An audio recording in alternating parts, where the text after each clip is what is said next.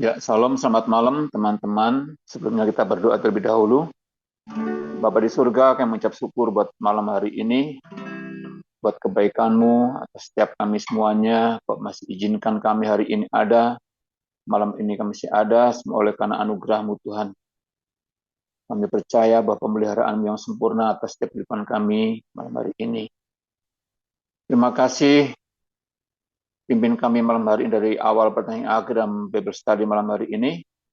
Urapi hamba-Mu, Pastor David Chang, juga urapi kami yang mendengarkannya sehingga kami boleh mengerti, belajar kebenaran firman Tuhan. Terima kasih Tuhan, Engkau adalah gembala yang baik dalam hidup kami. Haleluya. Haleluya. Kami mengasihi Engkau, ya Allahku. Kami mengasihi Engkau, Tuhan Yesusku. Glory. Ku mau renungkan, ku mau menyukakan hatimu, ku mau senangkan-Mu, ya Allahku. Kaulah gembalaku, Kaulah penuntunku, Kaulah penuntun, Allah yang setia, Allah yang tak pernah meninggalkanku. Terima kasih buat kebaikan-Mu. Terima kasih buat anugerah-Mu. Terima kasih Yesusku.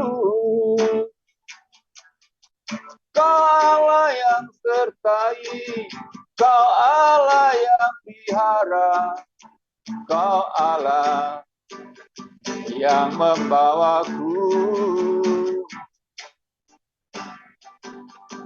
Terima kasih Tuhan, Kau sungguh baik, Kau sangat baik dan teramat baik.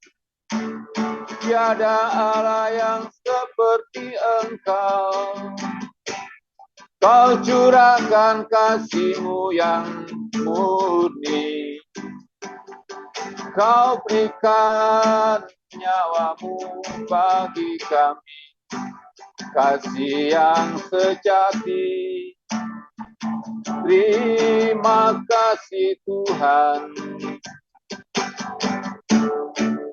Haleluya.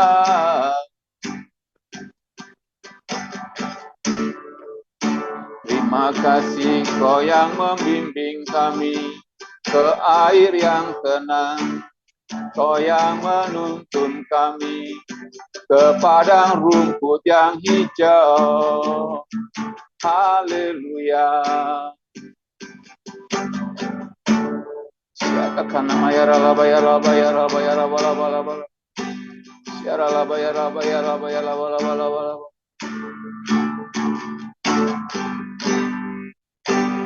Terima kasih Bapa di surga. Terima kasih Tuhan Yesus. Terima kasih Roh Kudus. Kaulah gembala kami yang baik. Kaulah gembala kami yang sangat baik dan teramat baik. Malam hari ini kami merasakan bagaimana Engkau campur tangan di sepanjang kehidupan kami. Malam ini merasakan bagaimana Engkau menyertai sepanjang jalan hidup kami. Kalau kami malam hari ini kami ada, semua oleh karena anugerah dan kebaurahan-Mu ya Tuhan. Terima kasih, kami bersyukur buat malam hari ini. Berkati setiap kami semuanya, berkati teman-teman kami yang saat ini juga sedang ada dalam rumah duka. Kami percaya Tuhan, Engkau Allah, terus juga menuntun membimbing mereka semuanya. Terima kasih Tuhan Yesus, kami malam hari ini mau belajar. Urapi hamba-Mu, Pastor David Chang, dan urapi juga setiap kami semuanya. Terima kasih dalam nama Tuhan Yesus. Haleluya. Amin. Silakan Pak David. Terima kasih Pak Sony. Ya. Mari kita berdoa terlebih dahulu. Tuhan Yesus, terima kasih hari ini kami masih dapat belajar firman-Mu. Engkau adalah gembala kami yang baik, yang selalu menuntun kami ke air yang tenang, ke dalam padang rumput yang hijau, dan Engkau adalah gembala yang setia. Tuhan Yesus, kami ingin menjadi seperti Engkau. Kami ingin menjadi gembala yang baik. Dalam firman ini Tuhan Yesus, tuntunlah kami dan bukalah hati kami agar kami dapat mengerti bagaimana cara kami untuk menjadi gembala yang baik. Untuk itu, kami serahkan semua pengajaran firman Tuhan itu agar Engkau dapat membimbing hamba dan juga untuk membuka hati dari jemaat-Mu agar dapat mengerti firman yang disampaikan. Terima kasih Tuhan Yesus, hamba akan mulai pengajaran ini dalam nama-Mu Tuhan Yesus. Saudara, hari ini topiknya adalah bagaimana menjadi gembala yang baik. Sekalian ini menjadi pasal terakhir dari kitab 1 Petrus, jadi masih ada 2 video lagi, yaitu bagaimana menjadi gembala yang baik, memuliakan Tuhan di saat-saat susah. Habis itu saya, seperti yang saya janjikan, saya akan mengajarkan 3 pengajaran apologetika tentang mengapa manusia menderita. Oke, saudara, saya akan mulai. Pada masa penganiayaan, ini menuntut umat-umat Tuhan memiliki kepemimpinan rohani yang memadai.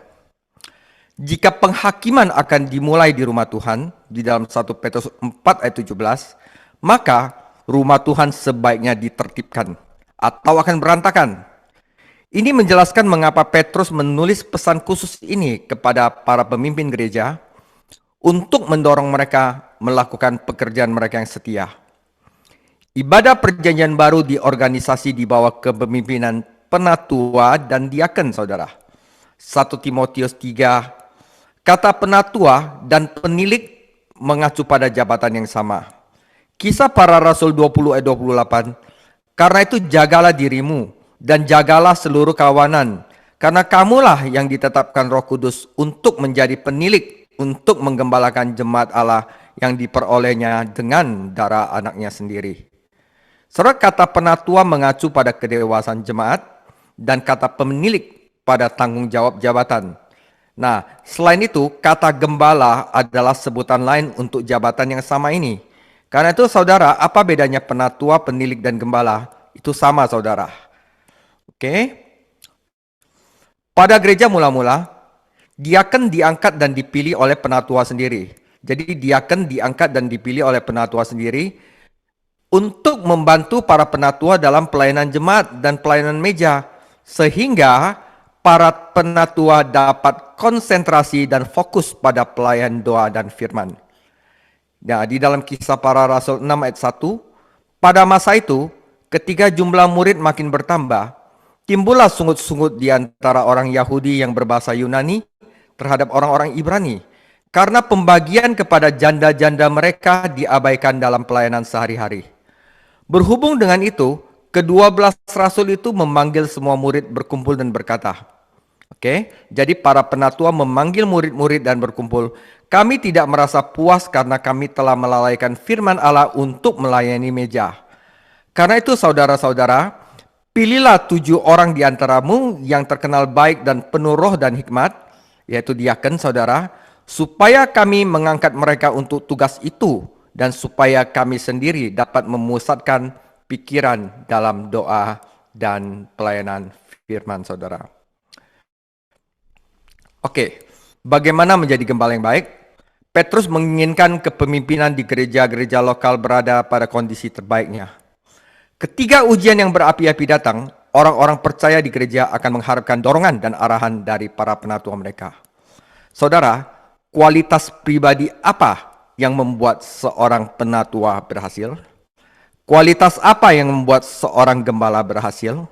Yang pertama, saudara, seorang gembala harus mempunyai hubungan pribadi dengan Kristus. Yang kedua, seorang gembala harus mempunyai kasih dan perhatian tulus terhadap domba-dombanya.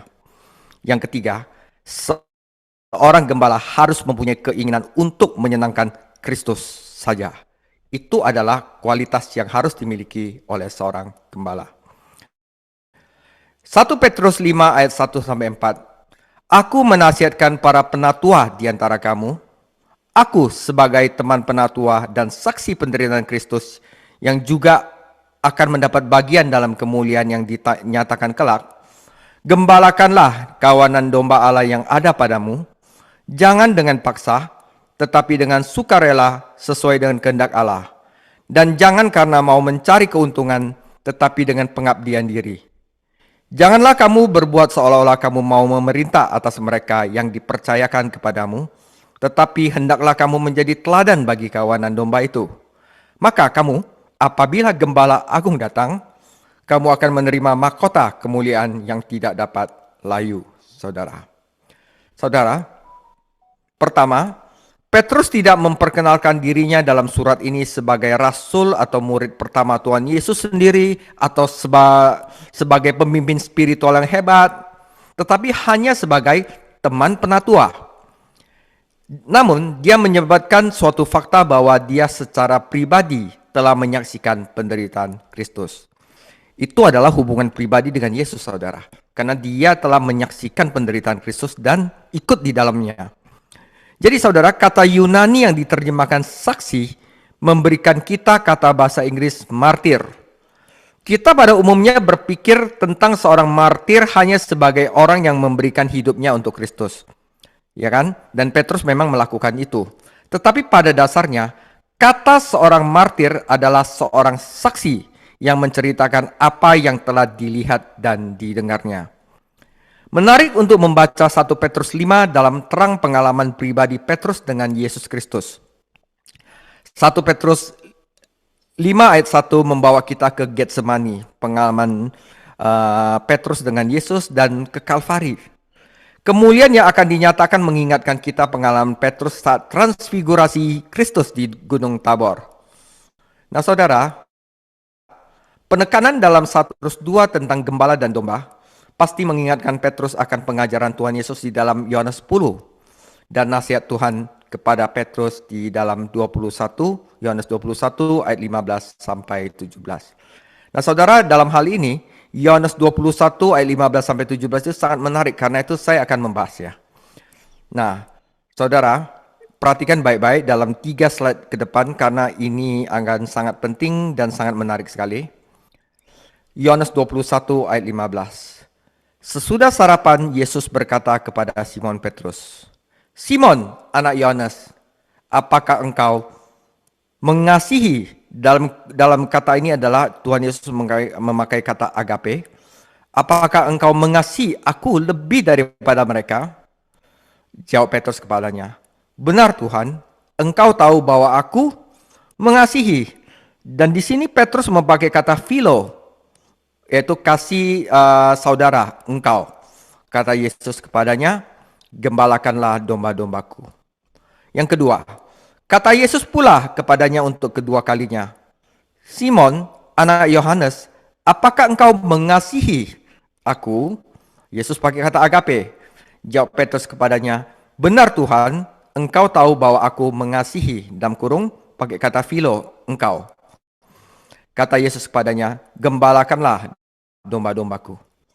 Kata Yesus kepadanya untuk ketiga kali, Simon anak Yohanes, apakah engkau? Kali ini Tuhan Yesus menurunkan standarnya memakai kata philo, mengasihi aku. Maka sedih hati Petrus karena Yesus berkata untuk ketiga kalinya, apakah engkau mengasihi aku? Dan ia berkata, Tuhan, engkau tahu segala sesuatu.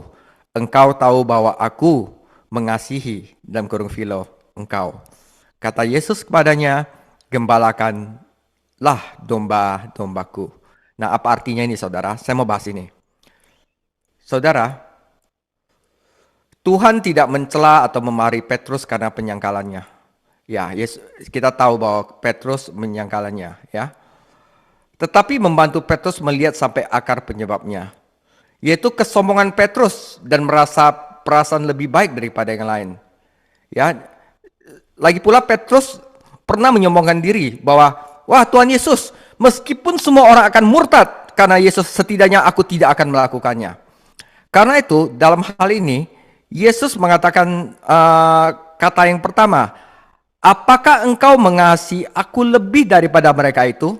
Dan Petrus dalam restorasinya tidak berani mengatakan tentang, ya Tuhan, aku mengasihi engkau dengan kasih ilahi. Dia nggak berani. Dia mengatakan bahwa aku mengasihimu dengan kata philo. Oke? Untuk mengungkapkan sepenuhnya kesombongan itu, Petrus mengenalinya di dalam dirinya. Ketiga pertanyaan itu tentu saja sesuai dengan 3 kali Petrus menyangkal dia. Oleh karena itu, dalam pernyataan pertamanya tentang kasih yang dikatakan Petrus kepadanya, Tuhan Yesus membuat perbandingan yang dibuat Petrus antara dirinya dengan murid-muridnya. Dalam jawabannya, Petrus tidak berbicara sepatah kata pun tentang mengasihi dia lebih dari murid-muridnya itu, meskipun Tuhan menanyakannya. Petrus memahami pertanyaan itu lebih tinggi. Ya. Petrus memahami pernyataan itu dengan baik. Dalam jawabannya dia tidak lagi memberikan pujian kepada diri sendiri. Ya Tuhan, saya bisa memberikan mengasihimu dengan kasih ilahi yang paling tinggi. Dia tidak berani mengatakan itu. Dia pakai kata philo. Dia menarik bagi kematahuannya. Adapun dirinya sendiri, dia tahu bahwa dia telah gagal dalam kasihnya kepadanya. Dan dia juga tahu bahwa Tuhan Yesus mengetahui hatinya. Dan bahwa dia kemudian melihat di dalam hatinya bahwa dia mencintainya. Dalam jawabannya, Petrus menggunakan kata yang lebih lemah untuk kasih daripada yang Tuhan gunakan dalam pertanyaannya, yaitu philo dan agape. Dalam pertanyaan tentang kasih Petrus, Tuhan menggunakan kasih untuk kata Yunani agape atau agapao yang menunjukkan kasih ilahi. Dia bertanya kepada Petrus apakah dia mencintainya dengan cinta tertinggi itu. Petrus menjawab dengan kata Yunani phileo, sebuah kata yang menunjukkan bentuk kasih yang lebih lemah. Ini adalah kasih yang digunakan di antara orang-orang yang memiliki arti keterikatan atau kasih sayang. Jadi dengan demikian Tuhan Yesus merestorasi agar Petrus merendahkan dirinya yang dia lakukan sebelumnya dengan kesombongan dan ternyata dia gagal untuk mencintai Tuhan dengan kasih ilahinya. Tetapi Tuhan menurunkan standarnya dengan mengatakan pada pertanyaan ketiga, apakah engkau mengasihi dalam kurung philia aku? Dan Petrus mengatakan, ya Tuhan.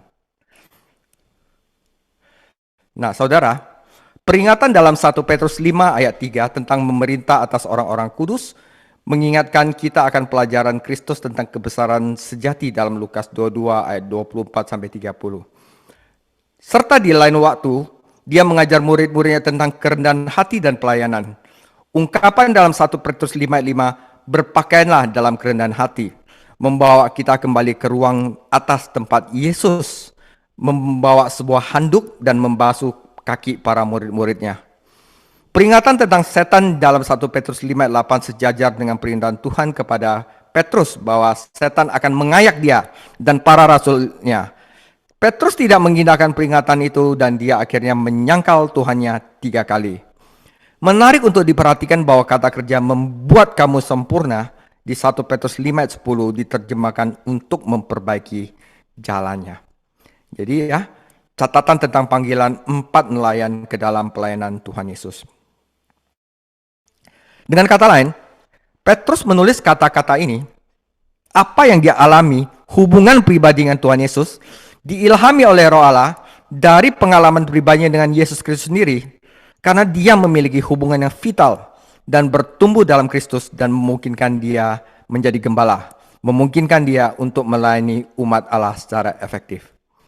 Saudara, gembala sidang jemaat haruslah seorang yang berjalan dengan Tuhan dan bertumbuh dalam kehidupan rohaninya. Paulus menasihati Timotius muda, 1 Timotius 4:15, perhatikanlah semua itu, hiduplah di dalamnya supaya kemajuanmu nyata kepada semua orang. Kata kemajuan di sini dalam bahasa aslinya ada perintis. Para penatua atau gembala harus terus bergerak ke bidang studi, saudara, prestasi dan pelayanan baru. Jika para pemimpin gereja tidak bergerak maju, maka gereja tidak akan maju. Saudara, ada sebuah gereja berkata, kami mencintai gembala kami, kata seorang anggota gereja yang baik kepada saya selama konferensi. Tetapi saudara, kami bosan dengan hal yang sama sepanjang waktu.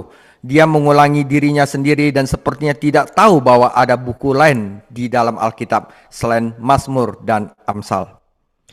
Gembala perlu menjadi perintis rohani dan pindah ke wilayah baru agar dia dapat memimpin jemaatnya menuju berkat dan tantangan baru. Saudara, kadang-kadang Tuhan mengizinkan pencobaan datang ke gereja sehingga orang-orang akan dipaksa untuk bertumbuh dan menemukan kebenaran baru dan kesempatan baru. Tentu Petrus bertumbuh dalam pengalaman rohani saat dia menderita bagi Kristus di kota Yerusalem. Dia tidak sempurna sama sekali. Bahkan Paulus harus menegurnya sekali karena ketidakkonsistennya. Tetapi Petrus sudah diserahkan bagi Kristus dan mau mempelajari semua yang Tuhan sediakan baginya. Gambar kawanan domba sering digunakan dalam Alkitab dan sangat instruktif. Kita pernah menjadi domba yang tersesat, mengembara menuju kehancuran, tetapi Yesus Kristus, gembala yang baik, menemukan kami dan mengembalikan kami ke kandang. Saudara, domba adalah hewan yang bersih, tidak seperti anjing dan babi. Domba cenderung berkumpul bersama, dan umat Tuhan perlu bersama. Domba terkenal bodoh dan cenderung berkeliaran jika mereka tidak mengikuti gembalanya. Domba umumnya tidak berdaya dan membutuhkan gembala untuk melindungi mereka. Domba adalah hewan yang sangat berguna. Para gembala Yahudi menggembalakan domba mereka bukan untuk diambil dagingnya, tetapi untuk wool dan susu. Umat Allah juga harus berguna bagi Kristus dan tentunya harus mereproduksi diri sendiri agar mereka sendiri dapat membawa orang lain kepada Kristus. Domba digunakan untuk persembahan dan kita juga harus menjadi persembahan hidup dengan melakukan kehendak Allah. Petrus memperingatkan para gembala penatua tentang tanggung jawab yang diberikan Allah kepada mereka. Yaitu pertama, gembala harus memberi makan kawanan domba. Kata memberi makan berarti menggembalakan atau merawat. Gembala memiliki banyak tugas yang harus dilakukan dalam merawat dombanya. Pertama, dia harus melindungi domba dari pencuri dan perampok. Dan gembala harus melindungi umat Tuhan dari mereka yang ingin merusak kawanan kambing. Mereka cenderung untuk memecah belah, saudara. Kadang-kadang domba tidak suka bila gembalanya menegur atau memperingatkan mereka. Tetapi pelayanan ini adalah untuk kebaikan mereka sendiri. Seorang gembala yang setia tidak hanya melindungi kawanannya, tetapi dia juga memimpin mereka dari padang rumput ke padang rumput sehingga mereka dapat diberi makan secara memadai. Gembala selalu berjalan di depan kawanannya dan mencari tanah agar tidak ada yang mengganggu kawanannya. Dia akan memeriksa ular, lubang, tanaman beracun, dan hewan berbahaya. Betapa pentingnya bagi para gembala untuk memimpin umatnya ke padang rumput yang hijau, yaitu firman Tuhan, sehingga mereka dapat menghidupi diri mereka sendiri dan bertumbuh. Kadang seorang gembala perlu mencari domba yang tersesat dan memberinya perhatian pribadi. Beberapa gembala saat ini hanya tertarik pada banyak orang, mereka tidak punya waktu untuk individu. Tuhan Yesus sendiri berkhotbah kepada banyak orang, tetapi dia meluangkan waktu untuk mengobrol dengan Nikodemus di dalam Yohanes 3, wanita di sumur Yohanes 4, dan orang lain yang memiliki kebutuhan rohani. Paulus melayani orang secara pribadi di Tesalonika dan sangat mengasihi mereka. Jika seekor domba terlalu memberontak, sang gembala mungkin harus mendisiplinkannya dengan cara tertentu. Jika seorang domba memiliki kebutuhan khusus, gembala dapat menggendongnya di samping hatinya. Di penghujung hari, gembala yang setia akan memeriksa setiap domba untuk melihat apakah perlu perhatian khusus. Dia akan mengurapi memar pada minyak penyembuhan dan menghilangkan semak dari wool. Seorang gembala yang baik akan mengenal setiap dombanya dengan namanya dan akan memahami sifat-sifat khusus dari masing-masing dombanya. Bukanlah hal yang mudah untuk menjadi gembala yang setia dari domba-domba Allah. Saudara, ini adalah tugas yang tidak pernah berakhir dan menuntut kekuatan supranatural Tuhan jika harus dilakukan dengan benar. Yang membuatnya semakin menantang adalah fakta bahwa kawanan itu bukan milik gembala. Itu milik Tuhan Yesus sendiri. Saya terkadang mendengar gembala berkata, di gereja saya, saya tahu apa maksudnya, tetapi secara tegas itu adalah kawanan domba Allah yang dibeli oleh darah Tuhan Yesus, darah anaknya yang berharga. Kisah Para Rasul 20:28. Kita para gembala harus berhati-hati bagaimana kita melayani domba-domba Tuhan, saudara, karena suatu hari nanti kita harus mempertanggungjawabkan pelayanan kita. Tetapi domba juga suatu hari akan memberikan pertanggungjawaban terhadap bagaimana mereka telah menaati pemimpin rohani mereka. Sehingga baik gembala maupun domba memiliki tanggung jawab yang besar satu sama lain. Yang kedua, tugas gembala adalah melakukan pengawasan. Kata penilik ya, berarti pengawas, orang yang mengawasi untuk tujuan memimpin. Anda akan melihat bahwa gembala adalah di antara dan lebih. Nah, dan ini menimbulkan masalah jika domba tidak mengerti. Ya, gembala juga domba, tapi juga pemimpin, saudara. Karena dia juga adalah salah satu domba. Gembala agung kita adalah Yesus Kristus. Gembala makanya adalah di antara anggota kawanan, tetapi karena dia dipanggil untuk menjadi seorang pemimpin, gembala memimpin kawanannya. Beberapa orang mencoba menekankan hubungan antara dan menolak untuk mengikuti otoritas sang gembala. Yang lain ingin menempatkan gembala di atas tumpuan dan menjadikannya orang super yang tidak pernah bergaul dengan orang-orang. Saudara, gembala yang efektif membutuhkan kedua hubungan itu. Dia harus berada di antara rakyatnya sehingga dia bisa mengenal mereka, kebutuhan mereka, dan masalah mereka.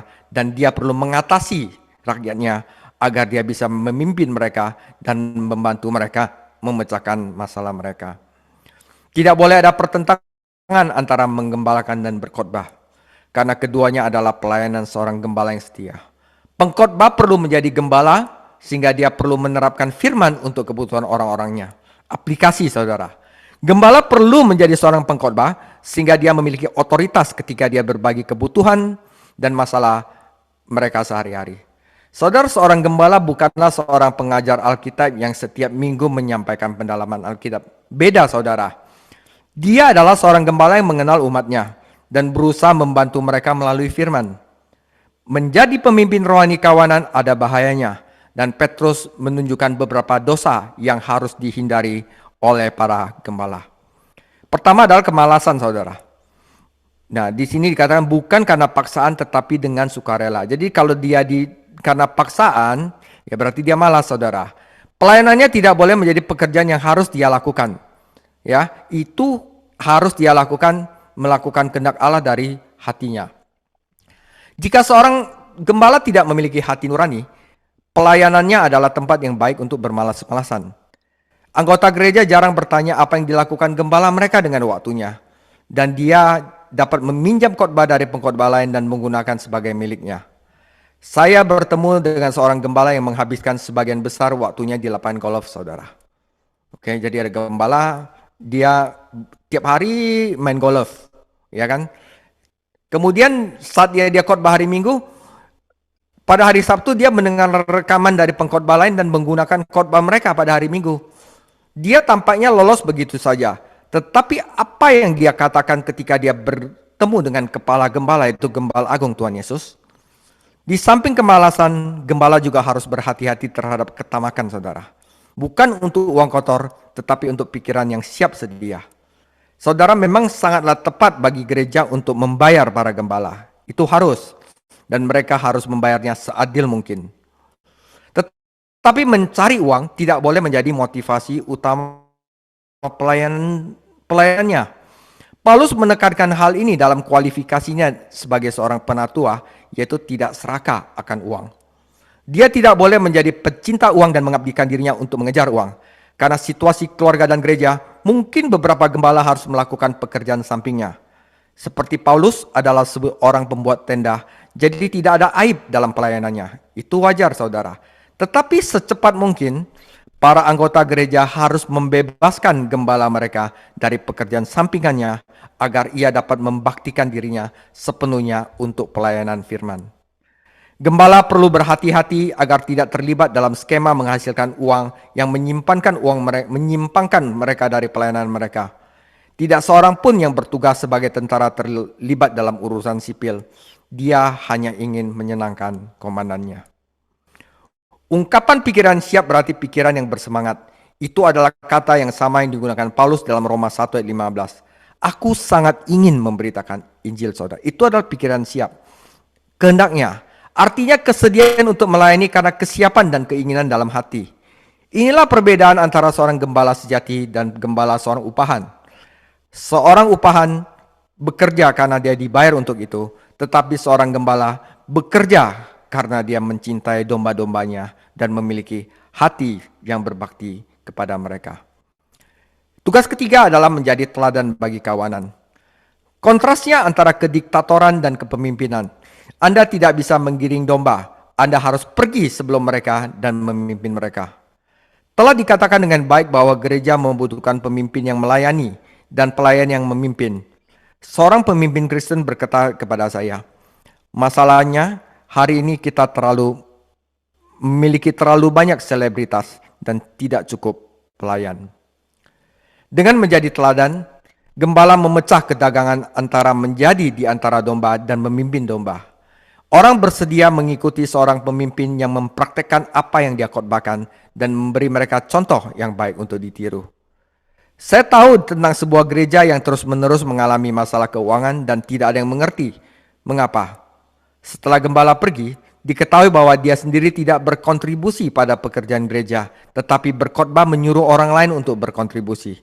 Kita tidak bisa memimpin orang di mana kita belum menjadi diri kita sendiri. Petrus tidak mengubah gambaran itu ketika dia menyebut gereja sebagai warisan Allah. Umat Allah tentu saja miliknya yang tak ternilai harganya. Kata ini berarti dipilih dengan undian seperti pembagian tanah, saudara. Jadi setiap gembala memiliki kawanannya sendiri untuk diurus. Tetapi semua domba itu termasuk dalam satu kawanan di mana Yesus Kristus adalah gembala utamanya. Tuhan Yesus menugaskan para pekerjaannya ke tempat-tempat yang dia pilih. Dan kita semua harus tunduk kepadanya. Tidak ada persaingan dalam pekerjaan Tuhan. Saudara, tidak ada persaingan dalam pekerjaan Tuhan ketika Anda melayani dalam kehendak Tuhan. Oleh karena itu, tidak seorang pun harus bertindak penting dan berkuasa atas umat Allah. Gembala harus menjadi pengawas untuk hal ini dan bukan Tuhan. Dan yang terakhir adalah gembala harus mempunyai keinginan untuk menyenangkan Kristus saja. Karena ini adalah surat pengharapan, Petrus sekali lagi menyampaikan janji kedatangan Tuhan kembali. Kedatangannya merupakan dorongan dalam penderitaan dan motivasi untuk pelayanan yang setia. Jika seorang gembala melayani untuk menyenangkan dirinya sendiri, saudara, atau menyenangkan orang lain, dia akan mengalami pelayanan yang mengecewakan dan sulit. Pasti sulit untuk membuat semua orang berbahagia, kata seorang pengunjung kepada saya setelah kebaktian gereja. Aku bahkan tidak berusaha membuat mereka bahagia, jawabku dengan sambil tersenyum. Saya mencoba hanya untuk menyenangkan Tuhan Yesus dan saya membiarkan Tuhan Yesus untuk mengurus sisanya. Yesus Kristus adalah gembala yang baik yang mati untuk domba-dombanya, gembala agung yang hidup untuk domba-dombanya, dan gembala utama yang datang untuk domba-dombanya. Karena itu seorang gembala harus hidup untuk menyenangkan hanya Kristus saja. Sebagai kepala gembala, hanya dia yang dapat menilai pelayanan seseorang dan memberinya upah yang pantas. Beberapa orang tampaknya menjadi yang pertama mungkin untuk menjadi yang terakhir ketika Tuhan Yesus memeriksa pelayanan setiap orang. Saudara, ada beberapa jenis mahkota pada zaman itu. Yang disebut Petrus adalah mahkota atlet, biasanya rangkaian daun bunga, yaitu laurel yang cepat memudar. Mahkota gembala yang setia adalah mahkota kemuliaan. Hadiah sempurna untuk warisan yang tidak pernah pudar, saudara. Hari ini, seorang pelayan Kristen mungkin ada bekerja untuk berbagai upah. Beberapa pelayan akan bekerja keras untuk membangun kerajaan yang pribadi. Yang lain berusaha untuk mendapatkan tepuk tangan dari laki-laki dan pria lain. Yang lain berusaha mencari promosi dalam denominasi mereka. Semua hal ini akan memudar pada suatu hari nanti. Satu-satunya hadiah yang harus kita perjuangkan adalah tepuk tangan dari Gembala Agung, yaitu bagus sekali dari Juru Selamat dan mahkota kemuliaan yang tidak akan pudar yang menyertainya. Saudara, betapa senangnya menempatkan mahkota itu di bawah kakinya dan mengakui bahwa semua yang kita lakukan adalah karena kasih karunia dan kuasanya. Kita tidak akan menginginkan kemuliaan pribadi, saudara, ketika kita melihat Yesus Kristus muka dengan muka. Saudara, sebagai penutup, segala sesuatu di gereja lokal naik atau turun itu karena kepemimpinan. Tidak peduli seberapa besar dan kecil persekutuan itu, para pemimpinnya haruslah seorang Kristen, yaitu masing-masing harus memiliki hubungan pribadi yang penting dengan Yesus Kristus. Yang kedua, mereka harus mempunyai perhatian yang penuh kasih kepada umatnya. dan keinginan yang nyata untuk menyenangkan Yesus Kristus saja. Kita memimpin dengan melayani dan kita melayani dengan penderitaan. Inilah cara Tuhan Yesus melakukannya dan inilah satu-satunya cara yang benar-benar memuliakan Dia. Saudara, terpujilah nama Tuhan Yesus, Sang Gembala yang agung. Demikian firman Tuhan, saudara. Minggu depan kita akan tutup surat 1 Petrus dengan tema memuliakan Tuhan di saat yang susah. Setelah itu saya akan memberikan 3 pengajaran apologetika. Tuhan Yesus memberkati. Bapa di surga, kami mengucap syukur ya Bapa buat pembelajaran malam hari ini. Kami percaya Kau terus membentuk setiap kami agar kami menjadi gembala-gembala yang baik kami yang mengembalakan di dalam rumah tangga kami, baik mengembalakan di mana kami berada dan tempat pekerjaan, maupun kami mengembalakan umat-umat Tuhan di gereja.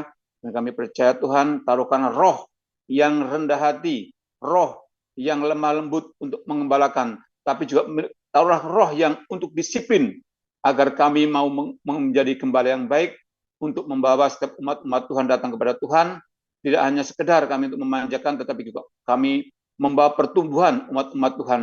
Terima kasih ya Tuhan, berkati hamba-Mu, Pastor David yang telah mengajarkan kami, urapi hamba-Mu dalam tambah-tambahkan hikmat lebih lagi, sehingga pengajaran-pengajarannya sangat yang dahsyat dan luar biasa, membawa kami semakin hari semakin menyenangkan hati Tuhan, membawa kami semakin hari semakin mengasihi dan mencintai Tuhan. Berkati hamba-Mu dalam setiap pekerjaan, di mana hamba bekerja dan melayani, jadi di USU kami percaya Tuhan, bahwa banyak domba-domba yang di USU yang perlu digembalakan, biarlah roh gembala itu menjadi bagian kehidupannya. Juga dalam rumah tangganya, berkati hamba-Mu ini, sehingga bisa sebagai pemimpin dalam keluarga yang Tuhan berkati. Terima kasih menyerahkan hamba-Mu, Pastor David Chan, dalam nama Tuhan Yesus. Juga buat saudara kami yang saat ini ada di dalam, yang tidak bersama-sama kami dalam pembelajaran Bible Study malam hari ini, berkati mereka semuanya Tuhan, yang sedang dalam rumah duka, kiranya juga mengembalakan mereka semuanya. Malam hari ini, biarlah kasih dan anugerah Tuhan senantiasa melimpah bagi kami. Terima kasih, kami mengucap syukur buat malam hari ini. Kami mau mengakhiri Bible Study malam hari ini dalam nama Tuhan Yesus. Silakan Pak David untuk berdoa. Jemaat-jemaat Bible Study, mari angkat kedua tanganmu.